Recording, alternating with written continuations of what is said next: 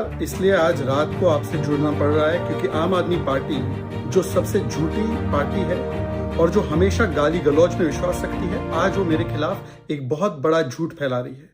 उन्होंने एक 5 सेकंड की क्लिप एडिट करके डाली है और ये बताने की कोशिश कर रहे हैं कि मैंने ऋतुराज झा उनके प्रवक्ता को गाली दी। ये है वो क्लिप जो चला रहे हैं, एक बार सुनिए इसको। इसका टाइमिंग नोट कीजिए, इसका टाइमिंग है रिपब्लिक भारत पे एक क्लिप है 7:37 की। सुनिए।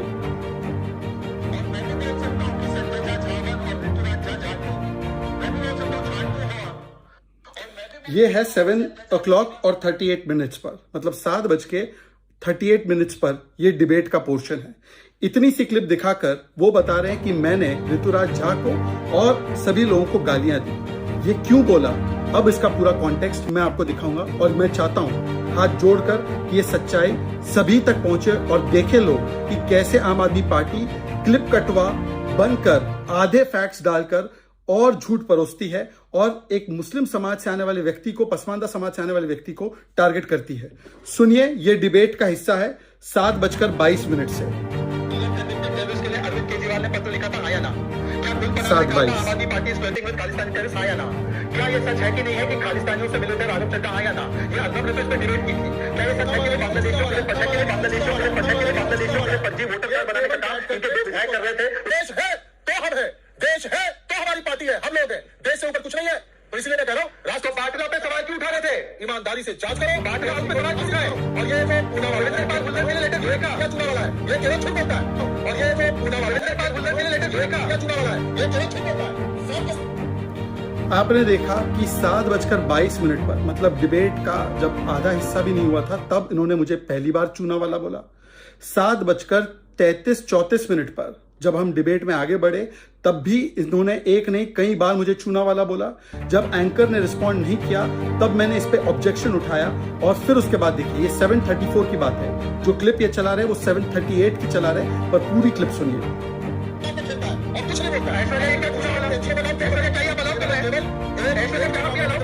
आप मुझे पूना वाला का चूना वाला बोल दो, मेरे समाज को गाली दो, कोई समस्या नहीं। गुल्लर के लिए लेटर लिखा था, बाटला उसकी पैरवी की थी, आतंकियों की। गुल पनाग ने बोला कि लिंक है आपके, आपने उसके ऊपर कार्रवाई की कि नहीं की? और बांग्लादेशियों के लिए आपने फर्जी लेटर बनाने में मोहम्मद गोल का साइन और सील इस्तेमाल किया गया था। इसको पता नहीं आपके नरेश भालिया का जेल में मकूदा है।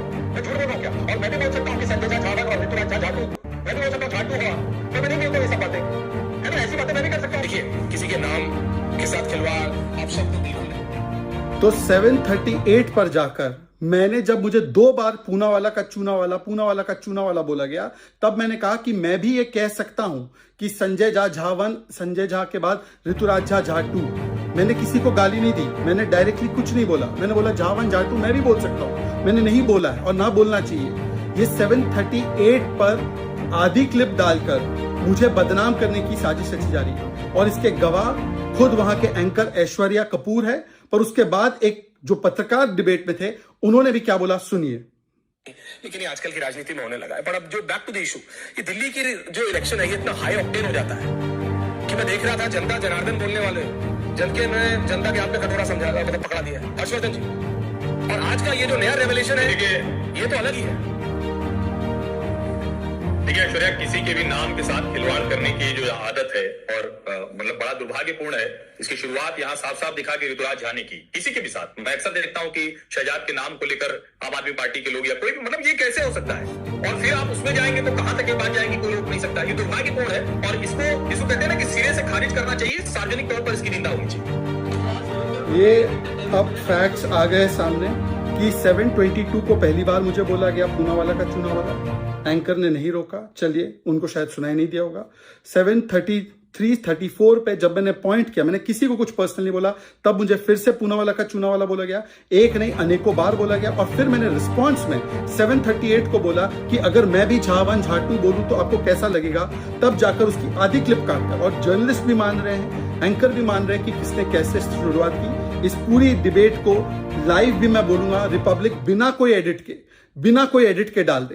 पर एक और चीज मैं घोषणा करता हूं, अभी आप देखिए कि पूरा नैरेटिव मेरे खिलाफ चलाने की कोशिश की जा रही है। संजय सिंह से लेकर टॉप आम आदमी पार्टी के लोगों ने इसको ट्वीट करना शुरू कर दिया है। अगर मैं झूठा हूं, मैं ऐलान कर रहा हूं कि मैं अब से अपना अनशन और पानी बंद कर रहा हूं और मैं जाकर आम आदमी पार्टी के दफ्तर के सामने सो जाऊंगा और अगर मैं झूठा हूं तो मैं वहां पर बैठा रहूंगा और मुझे सच साबित बता दे कि मैंने ये स्टार्ट किया।